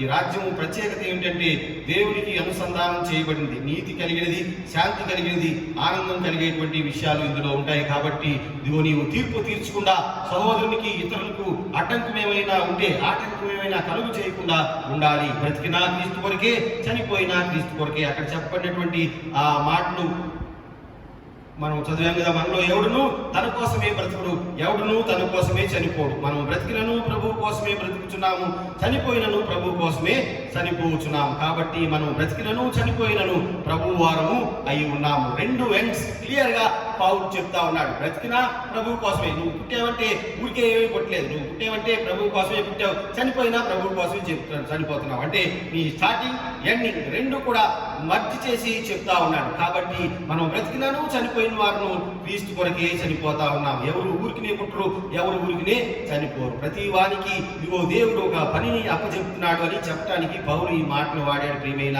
దేవుని బిడ్డలారా, అనగా నీవు ఈ మధ్య కాలంలో చాలా పనులు దేవుని గురించి, నీ సహోదరుని గురించి నీవు చేయవచ్చు. ఇదిగో నీవు సహోదరునికి చాలా చేయవచ్చు. కాబట్టి ఇదిగో నువ్వు చనిపోయినా బ్రతికినా క్రీస్తు కొరకే. కాబట్టి ఈ మధ్య కాలంలో నువ్వు చాలా చేయొచ్చు. తాను మృతులకును సజీవులకును ప్రభువైయుటకు ఇందు నిమిత్తమే కదా క్రీస్తు చనిపోయి మరలా బ్రతికెను. అయితే నీవు నీ సహోదరునికి తీర్పు తీర్చలేలా, నీ సహోదరుని నిరాకరింపలేలా? మనమందరము దేవుని యొక్క న్యాయపీఠం ఎదుట నిలుతుము. నా తోడు ప్రతి మోకాలును నా ఎదుట వంగును, ప్రతి నాలుకయు దేవుని స్తుతించునని దేవుడు చెప్పుచున్నాడు అని వ్రాయబడింది. కనుక మనలో ప్రతి వాడును తన్ను గురించి దేవునికి లెక్క అప్పగించవలెను. ప్రతి వాడికి చిన్నప్పటి నుంచి తెలిసిన విషయం ఏంటంటే, ఇదిగో మనం చనిపోయి దేవుని ఎదుట ఉన్నప్పుడు, ఆయన యొక్క మహిమ సింహాసనం మీద కూర్చున్నప్పుడు ప్రతి వాడిని ఒక లెక్క అడుగుతాడు. ఆ లెక్క అడిగితే ఏం చెప్పాలా? యోబు గ్రంథం 31వ అధ్యాయం 37వ వచనం, నా అడుగుల లెక్క ఇదిగో నీకు తెలియచేసేదును, రాజు వలె నీ వద్దకు వచ్చేదును. చాలా మందికి అప్పుడు చూసుకుందాంలే, అక్కడికి వెళ్ళినప్పుడు చూసుకుందాం, అక్కడికి వెళ్ళినప్పుడు అప్పుడు గుర్తుంటే అప్పుడు చూసుకుందాం, ఇప్పుడు నుంచే దేనికి? చాలా మంది అంటారు కదా, అప్పుడు తర్వాత చూసుకుందాంలే సార్, మారు మనసు ఎప్పుడు కలిగితే అప్పుడు చూద్దాం. ఇంకా కొద్దిగా ముందుకెళ్ళి కొంతమంది అంటూ ఉంటారు, దేవుడు నన్ను ఇంకా పిలవలేదండి, దేవుడికి నేను తెలీదా, దేవుడిని పెట్టినే కదా, నన్ను ఇంకా పిలవలేదు కాబట్టి నేను ఈ విధంగా జీవిస్తా ఉన్నా. కొద్దిగా తెలివిగా చెప్తా ఉంటారు, కొద్దిగా చదువు ఎక్కువయి తెలివిగా ప్రవర్తిస్తూ ఉంటారు అనమాట. అప్పుడు చూసుకుందాంలే అంటారు. అప్పుడు చూసుకోవడానికి ఏముండదు. ప్రియమైన దేవుని బిడ్డలా, ముందు నుంచే ఇదిగో నీవు బ్రతికినను క్రీస్తు కొరకే, చనిపోయినను క్రీస్తు కొరకే. అంతేకాకుండా నీకు కలిగినటువంటి స్థితి, నీకు కలిగినటువంటి పద్ధతి, నీకు కలిగినటువంటి గొప్పతనం అన్నీ కూడా దేవుడి నుండి వచ్చినవే. అంతేకాని నీ యొక్క సామర్థ్యం కలది వచ్చినవి కావు. కానా నీవు నీ యొక్క సహోదరునికి తీర్పు తీర్చకుండా ఉండాలి. నీ సహోదరునికి తీర్పు తీర్చుకు, ఇదిగో తీర్పు తీర్చుట దేవుని యొక్క పని. కాబట్టి నీ పొరుగు వారిని ప్రేమించి నీ శత్రువులను ద్వేషించమని చెప్పబడిన మాట మీరు విన్నారు కదా. సువార్త పాఠ్యభాగం మత్తయి సువార్త 5వ అధ్యాయం 43-48 వచనాలు. నీ పొరుగు వారిని ప్రేమించి నీ శత్రువులను ద్వేషించమని చెప్పబడిన మాట మీరు విన్నారు కదా. ప్రియమైన దేవుని బిడ్డలారా, ఈ మాటలు కనుక మనం చూసినట్లయితే ఆ రోజుల్లో ఇదిగో ఇస్సాకుతో చెప్పబడినటువంటి మాట, నీకు రాజ్యం ఇస్తానని ఆ అమాలేకీయుల నుండి వారిని తప్పించి ఇదిగో నీకు శత్రువులు లేకుండా శత్రువులను హతం చేసి నీకు రాజ్యం ఇస్తానని చెప్పినటువంటి మాటకి కొద్దిగా అనుసంధానంగా ఉండేది. ఎందుకంటే ఇదిగో నీ పొరుగు వారిని ప్రేమించి నీ శత్రువులను ద్వేషించమని ఆ రోజున చెప్పడం జరిగింది. అయితే ఇప్పుడు నేను చెప్తున్న మాట ఏంటంటే, నీ పొరుగు వారు అనగా ఇశ్రాయేలుకు తెలిసిన పదం ఇశ్రాయేలుకి చెందినటువంటి వారు, లేదంటే వారికి శత్రువులు, లేదంటే దేవుని బిడ్డలు కానివ్వండి వాళ్ళ యొక్క ఉద్దేశం. అందుకు క్రీస్తు ప్రభు వారు చెప్పే మాట ఏంటంటే, నీ పొరుగు వారిని ప్రేమించి నీ శత్రువులను ద్వేషించమన్నారు కదా. ఆ దినాల్లో పబ్లిక్ జస్టిస్ లేదు, లేదంటే న్యాయ విమర్శ తక్కువగా ఉండేది. సామాన్యునికి న్యాయం అందదు. నిర్గమాకాండం 23వ అధ్యాయం మొదటి 33 వచనాల్లో ఈ మాటలన్నింటినీ మనం చూస్తాం. తర్వాత మీరు చదువుకుని ప్రియమైన దేవుని బిడ్డలారా, సామాన్యునికి కావలసిన న్యాయం అక్కడ లేదు. అయితే కంటికి కన్ను పంటికి పన్ను అనేది సిద్ధాంతం. ప్రభువు వారు వచ్చిన తర్వాత ప్రభువు వారు చెప్తున్నటువంటి మాట ఇగో మత్తయి సువార్త 5వ అధ్యాయం 43వ వచనం. నీ పొరుగు వారిని ప్రేమించి నీ శత్రువులను ద్వేషించమని చెప్పబడిన మాట మీరు విన్నారు కదా. నేను మీతో చెప్పినదేమనగా, మీరు పరలోకమందున్న మీ తండ్రికి కుమారుడై ఉండినట్లు మీ శత్రువులను ప్రేమించుడి, మిమ్మల్ని హింసించు వారి కొరకు ప్రార్థన చేయుడి. ఆయన చెడ్డవారి మీదను మంచివారి మీదను తన సూర్యుని ఉదయింపచేసి నీతిమంతుల మీదను అనీతిమంతుల మీదను వర్షము కురిపించున్నాడు. మీరు మిమ్ములను ప్రేమించు వారిని ప్రేమించినలా మీకేమి ఫలము కలుగును? సుంకరులను ఆరాగు చేయుచున్నారు కదా. ఆ రోజుల్లో ఈ సుంకరులు అంటే కొద్దిగా చదువుకొని అటువంటి వాడు, ఈ సుంకం వసూలు చేసేవాళ్ళు కానివ్వండి, లేదంటే పన్ను వసూలు చేసేటువంటి వాడు, మేబీ కొద్దిగా దాసులు కొద్దిగా కఠినంగా ఉండేటువంటి వాడు. డబ్బులు ఇగిపోతే ఏదో ఒకటి లాక్కురావటమో, ఏదో ఒకటి వాడిని కొద్దిగా థ్రెటన్ చేసి తీసుకురావటమో చేయవలసిందే. దానికి కొద్దిగా మంచిగా కొద్దిగా శారీరక దార్ఢ్యం ఉండి, లేదంటే కొద్దిగా కఠినమైనటువంటి మనసుండి, ఎక్కువ చదువుకోకుండా మామూలుగా ఉండేటువంటి ప్రజలు. సుంకరులు కూడా ఈ పని చేస్తున్నారు కదా. మీ శత్రువులను ప్రేమించమంటే నీకున్న శత్రువుని నువ్వు శత్రువుగా చూసి మిత్రుగా చూస్తే ఆ పనిలో నీకు గొప్పతనం ఏముంది? నీవు దేవుని బిడ్డవని పెద్ద చెప్పుకోవాల్సిన అవసరం ఏమీ లేదు. ఆ పని సుంకరులు కూడా చేస్తా ఉన్నారు. మన వారి భాషలో చెప్పాలంటే మామూలుగా మోటేళ్ళు కొడుకుదా ఈ పని చేస్తా ఉన్నారు కదా. ఇంకా నీకేంటి తేడా? నీకు దేవుని జ్ఞానం, అంతేకాకుండా లోకానుసారమైన జ్ఞానం, మంచి ధనం, డబ్బు, తెలివి, జ్ఞానం అన్ని ఉన్నా నీవు కూడా నీ శత్రువులను నువ్వు ద్వేషించి నీ యొక్క మిత్రులను నీవు ప్రేమిస్తే అందులో గొప్పతనం ఏమీ లేదు అని చెప్తా ఉన్నాడు. మీరు మీ తండ్రికి కుమారులు అగునట్లు లేక పేరు పెట్టబడినట్లు శత్రువులను ప్రేమించుడి, హింసించు వారి కొరకు ప్రార్థన చేయండి. మీ యొక్క శత్రువులను మీరు ప్రేమించండి, మీ యొక్క మిమ్మల్ని ఇబ్బంది పెట్టే వారి కొరకు మీరు ప్రార్థన చేయండి. ఈరోజు కొద్దిగా కఠినమైనటువంటి ఆ పనులే ప్రియమైన దేవుని బిడ్డలారా, మనకున్నటువంటి ఆ శరీర ధర్మం ప్రకారం, లేదంటే మానసిక ధర్మం ప్రకారం మనం మన శత్రువులను ప్రేమించలేము. మనల్ని ఒక మాట అంటేనే మనం మామూలుగా 100 మాటలు డిక్షనరీలో రాసి పెట్టుకుంటాం. వాడిని ఏం చేయాలా, ఎక్కడ ఏం చేయాలా, ఇది చేయాలని, లేదంటే ఎన్ని మాటలు అనాలని చూపించుకుంటాం. చాలా మంది ఇంకా ముందుకెళ్ళి ఆలోచిస్తారు. ఎప్పుడో అన్న మాట కూడా గుర్తుపెట్టుకుంటా ఉంటారు. ఎప్పుడో ఏదైనా ఒక మాట అన్నామనుకోండి, ఏదో సమయం సందర్భం వచ్చినప్పుడు టక్కున మాట ఎత్తుతారు.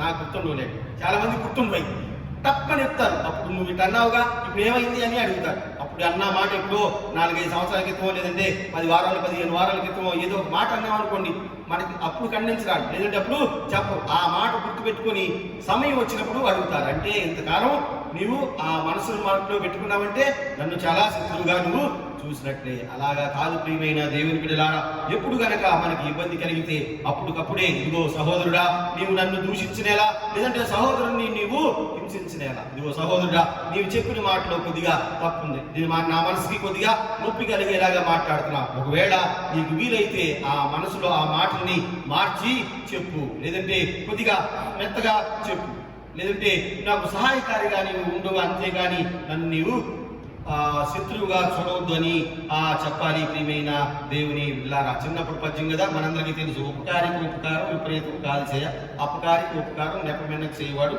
నేర్ప. అందులో కూడా అపకారికి ఉపకారం ఎటువంటి ప్రతిఫలాపేక్ష లేకుండా నెపమెన్నక చేయువాడు నేర్ప. వాడే నేర్పరి. ప్రియమైన దేవుని బిడ్డలారా, దేవుడు ముందే చెప్తా ఉన్నాడు, సువార్తకారుడు ముందే రాస్తా ఉన్నాడు. ప్రియమైన దేవుని బిడ్డలారా, ప్రేమించే వారిని ప్రేమిస్తే ఇంకా మీలో గొప్పతనమే ఉంది. సుంకరులు కూడా ఆ పని చేస్తా ఉన్నారు. సుంకరుల్ని తిట్టడం అని కాదు, కానీ వాళ్ళ యొక్క పరిస్థితిని బట్టి ఆ మాట అక్కడ వాడవలసి వచ్చింది. ప్రియమైన దేవుని బిడ్డలారా, మీరు పరిపూర్ణులు కావాలి అంటే మీ తండ్రి పరిపూర్ణుడు అయి ఉన్నలాగున మీరు కూడా పరిపూర్ణులుగా ఉండాలి. పరిపూర్ణులుగా ఉండాలి అంటే ఇదిగో మీరు మీ శత్రువులను సహా ప్రేమించాలి అని దానికి అర్థం. ప్రియమైన దేవుని బిడ్డలారా, మేము హింసించు వారి కొరకు ప్రార్థన చేయండి. ఆయన చెడ్డవారి మీదను మంచివారి మీదను సమానంగా వర్షం, సమానంగా సూర్యకాంతి, సమానంగా అన్నీ దయచేస్తా ఉన్నాడు. కాగా దేవునికి లేని పక్షపాతం దేవుని పేరు పెట్టబడిన మీకు దేనికి?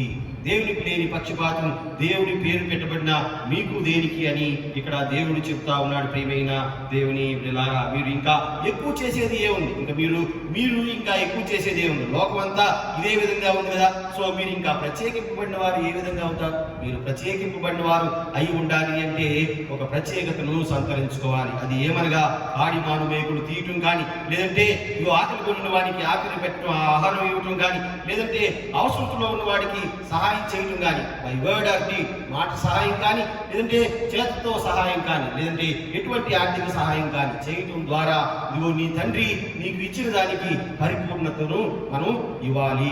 మన దగ్గర లేకపోతే పర్వాలేదు, నేను తీసుకొచ్చి పెట్టమని ఎవరు అడగరు. ప్రియమైన దేవుని బిడ్డలారా, నీ మాటకి విలువ లేకపోతే నీవెవరు చెప్పినా వినరు. నీ మాటకి విలువ ఉంది కాబట్టే నీ దగ్గరికి వస్తారు. ఇదిగో పలానా మాట సహాయం చేయండి, ఇదిగో నాకు ఇలా సహాయం కావాలి, మీరు చెప్తే ఒక పని అయిపోద్దండి, మీరు చెప్తే పని అయిపోద్దని అతను గుర్తించి వచ్చినప్పుడు ఇదిగో మనం కూడా దాన్ని గుర్తుపెట్టుకోవాలి. నేను ఎందుకు చెప్పాలా, నాకు చేతి ఒరిగేది అని అనుకోకుండా ఇదిగో సహాయం చేయాలి. ప్రియమైన దేవుని బిడ్డలారా, నేను చెప్పాను కదా, ఇదిగో మీరు తన యొక్క దిక్కుమాలిన వారికి సహాయం చేయటం, అంతేకాకుండా ఇదిగో మీరు వేదనైన వారికి సహాయం చేయటం. వస్త్రహీనుడు కనపడినప్పుడు ఇదిగో నీవు ముఖం తిప్పుకోకూడదు. లేదంటే నీ యొక్క రక్త సంబంధి కనపడినప్పుడు ముఖం తిప్పుకొని నాకు నేనేది ఇది నీవే అనుకుంటే ఇంకా సుంకర్లకి, వేసిలకి, లేదంటే మిగతా దేవుడి బిడ్డలకి సంబంధమే లేదు అన్నాడు. అంతా ఇంకొక చోట సువార్తలో ఇంకొక చోట అంటాడు, మీకంటే సుంకర్ల కంటే ఇదిగో సుంకర్లు వేసిల కంటే మీరు దరిద్రంగా ఉన్నారు, మీరు సమాజంలో సున్నం కొట్టిన సమాజం పోలి ఉన్నారని వాళ్ళని తిట్టాడు ప్రభువు ఈ యొక్క శాస్త్రుని పరిచయం. ఎందుకంటే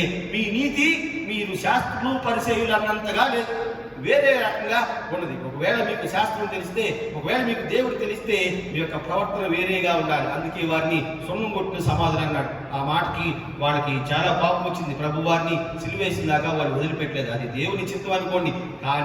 కానీ ఇదిగో వాళ్ళు చేసిన పని ఏంటంటే వారి యొక్క ఫ్రెండ్స్నే ప్రేమిస్తా ఉన్నారు, శత్రువుల్ని ద్వేషిస్తా ఉన్నారు. అలా కాదు, దేవుడు చెప్తున్న పని ఇదిగో నీ శత్రువుల కొరకు మీరు ప్రార్థన చేయండి, హింసించు వారికి ఇదిగో ప్రార్థన చేయండి. లేదంటే చేయవలసిన పని, అది చేయకూడని పని ఏంటంటే ఇదిగో ఎవరిని ద్వేషించరాదు, లేదంటే ఎవరికి అడ్డుబాట్లు నిర్మించరాదు. ముందుకి సాగిపోవాలి, ఒకరిని ఒకరు ఫ్రీ చేసుకుంటూ, ఒకరి గురించి ఒకరు ప్రార్థన చేస్తూ ముందుకు వెళ్ళినట్టయితే ఈ సర్వమానవ సౌభాతృత్వం అనేది సాధ్యపడుతుంది. ప్రియమైన దేవుని బిడ్డలారా, మనసు కఠినపరుచుకుంటే అది సాధ్యం కాదు. కాబట్టి ఇదిగో ఒకరికొకరు ప్రార్థన చేసుకుంటూ మన శత్రువులను మనం ప్రేమిస్తూ ముందుకు సాగాలి. అలాగా సాగిన నాడు ఇదిగో దేవుడు నేను ఉన్నాను, ఆపదలో మొరపెట్టగా నేనున్నానని ఆయన ఈ పనులు చేసిన వారు మొరపెడితే నేను ఉన్నాను అంటాడు. అప్పుడు ఆయన యొక్క నీతి నీ ముందు నడుస్తుంది, ఆయన యొక్క ఖ్యాతి నీ వెనక నడుస్తుంది. లేదంటే ఆయన నీతి ముందుకు నడుస్తుందంటే నీ కుటుంబాన్ని ఆయన ముందుకు జరిపిస్తా ఉంటాడు.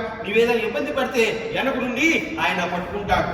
ఇదిగో ఆయన నిన్ను తన మీద వాల్చుకుంటాడు, లేదంటే ముందుకి నడిపిస్తాడు. వెనక ఆయన యొక్క సన్నిధి ఇదిగో నీ వెనక నడుస్తూ ఉంటుంది. ఆయన నువ్వు ఎక్కడికి వెళ్ళినా కానీ ఆయన సన్నిధి నీ వెనక నడుస్తూ ఉంటుంది. ఎప్పుడు అంటే నీ శత్రువులను నీవు ప్రేమించినప్పుడు, వారి గురించి ప్రార్థన చేసినప్పుడు, నీకు కలిగినటువంటి సహాయం, నీకు చేయగలిగినటువంటి సహాయం ఇతరులకి చేసినప్పుడు ఇదిగో నీ యొక్క ఖ్యాతి ముందుకు నడుస్తుంది. ప్రియమైన దేవుని బిడ్డలారా, ఆ విధంగా సంఘం అంతా చేయడానికి ప్రార్థన చేస్తున్నాను. ఆ విధంగా మీరు చేస్తూ జీవితంలో ముందుకు సాగిన యెడల దేవుని యొక్క కృప సదాకాలం మీకును మీ కుటుంబాలకు తోడుగా ఉంటుంది. ఆమేన్. సమస్త జ్ఞానం పెంచిన దేవుని సమాధానం యేసుక్రీస్తు వలన మీ హృదయములకు తలంపులకు కావలిగాక.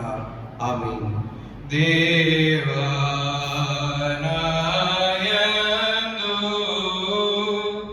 శుద్ధ హృదయము కలుగజేయుము.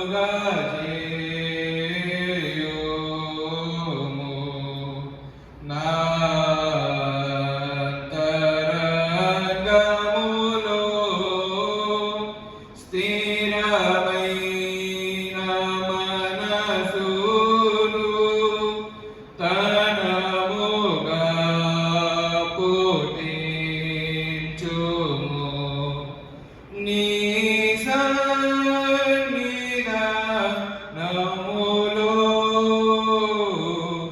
నుండి నన్ను త్రోసివేయకుము.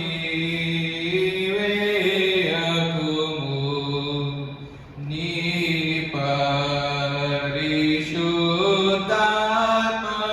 పరిశుద్ధాత్మను నా యొద్ద నుండి తీసివేయకుము.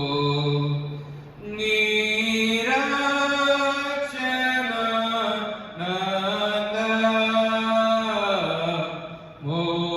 నాకు మరలా పుట్టించుము.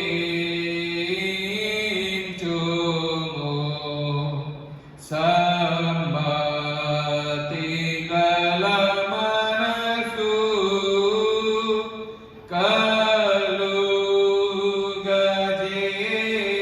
కలుగజేసి నన్ను దృఢపరచుము.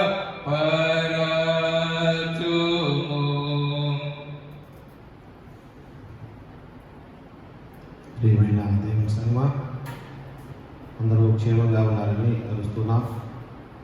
ప్రత్యేకమైన ప్రకటనలు ఏమి లేవు, కానీ ఎవరైనా అనారోగ్యంతో ఉన్నా కానీ ఏదైనా ప్రార్థన అవసరతలు ఉన్నా కానీ మాకు సంఘానికి, పాస్టర్ గారికి, సంఘ పెద్దలకి మేము తెలియచేయవలసిందిగా మనవి. తద్వారా మేము ప్రార్థన చేయడానికి వీలవుతుంది. ఎవరికి బాగాలేదో అని వీలవుతుంది. నేను అప్పటికి కొంతమందికి వీక్ మధ్యలోనే కొంతమందికి ఫోన్లు చేసి పెద్దవాళ్ళు వాళ్ళకి అందరికీ ఫోన్ చేసి కుటుంబంలో ఎలా ఉన్నారు, ఏంటి, ఆరోగ్యం ఎలా ఉందని నేను కనుక్కుంటా ఉన్నాను. అందరూ కూడా క్లియర్గానే బాగున్నామని చెప్తూ ఉన్నారు. అందరికీ వందనాలు. రెండవది, దేవాలయం ఎప్పుడు ఓపెన్ చేసేది, మనం ఎప్పుడు దేవాలయానికి ప్రత్యక్షంగా రాగలమని నేను పిసిసి మెంబర్స్ని అడిగి, తర్వాత గవర్నమెంట్ రూల్స్ ప్రకారం మన దేవాలయాన్ని మనం మరలా ప్రారంభించుకోవడానికి వీలవుతుంది. కొద్దిగా రిలాక్సేషన్ వస్తుంది. కాబట్టి కొంతకాలం ఆగిన పిదప నేను మీకు తెలియజేస్తాను. ప్రార్థన అవసరాలు ఉన్న ఎడ్ల మాకు తెలియవలసిందిగా ఈ కార్యక్రమాన్ని మీతో పాటు మీ యొక్క స్నేహితులు కూడా చేయొచ్చు. తద్వారా వారు కూడా మన యొక్క సంఘపు ఆరాధనని చూస్తారు. దేవుడి అందరికీ తోడుగా ఉంటుంది కాక. మనం కలిసి 679వ కీర్తన పాడిన తర్వాత ప్రార్థన గారు ప్రార్థన చేస్తారు. ప్రార్థన, ప్రభు ప్రార్థన దీవులతో మనం ఈ కార్యక్రమాన్ని అనగా త్రిత్వం తర్వాత 4వ ఆదివారపు ఆరాధనా క్రమాన్ని ముగిద్దాం. మనం కలిసి 679వ కీర్తన, ఆశ్చర్యమైన ప్రేమ, కల్వరిలోన ప్రేమ అనే కీర్తన పాడదాం. ఆశ్చర్యమైన ప్రేమ, కల్వరిలోని ప్రేమ, మరణము కంటే బలమైన ప్రేమది, నన్ను జయించే నీ ప్రేమ. ఆశ్చర్యమైన ప్రేమ, పరమును వీడిన ప్రేమ, ధరలో పాపిని వెదకిన ప్రేమ, పరమును వీడిన ప్రేమ, ధరలో పాపిని వెదకిన ప్రేమ, నన్ను కరుణించి ఆదరించి సేదీచి నిత్య జీవమిచ్చే, నన్ను కరుణించి ఆదరించి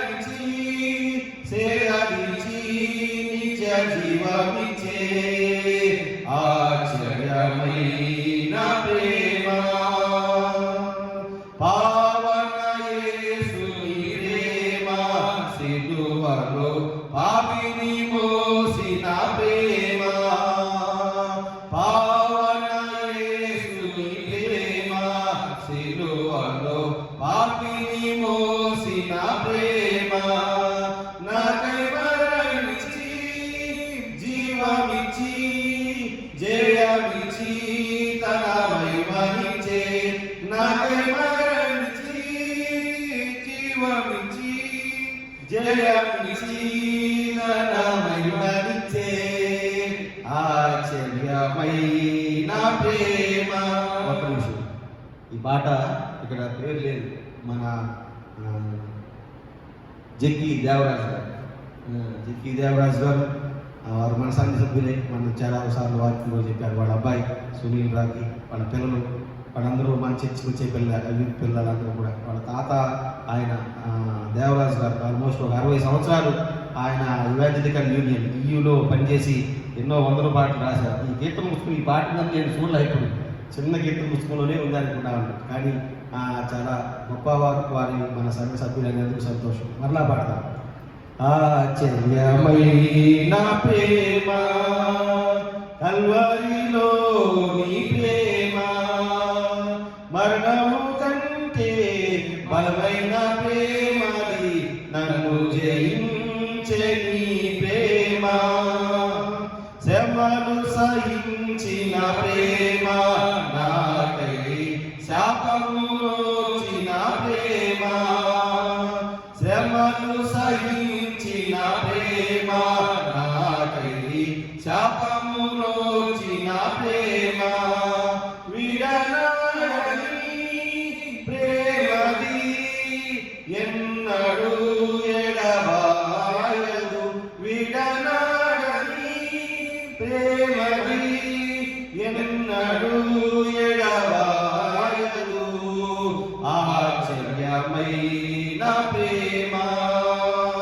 నా స్థితి చూసిన ప్రేమ, నాపై జాలిని చూపిన ప్రేమ, నా స్థితి చూసిన ప్రేమ, నాపై జాలిని చూపిన ప్రేమ, నాకై పరుగెత్తి కౌగిలించి ముద్దాడి కన్నీటిని తుడిచే, నాకై పరుగెత్తి కౌగిలించి ముద్దాడి కన్నీటిని తుడిచే, ఆశ్చర్యమైన ప్రేమ, కల్వరిలో నీ ప్రేమ, మరణము కంటే బలమైన ప్రేమది, నన్ను జయించే నీ ప్రేమ, ఆశ్చర్యమైన ప్రేమ.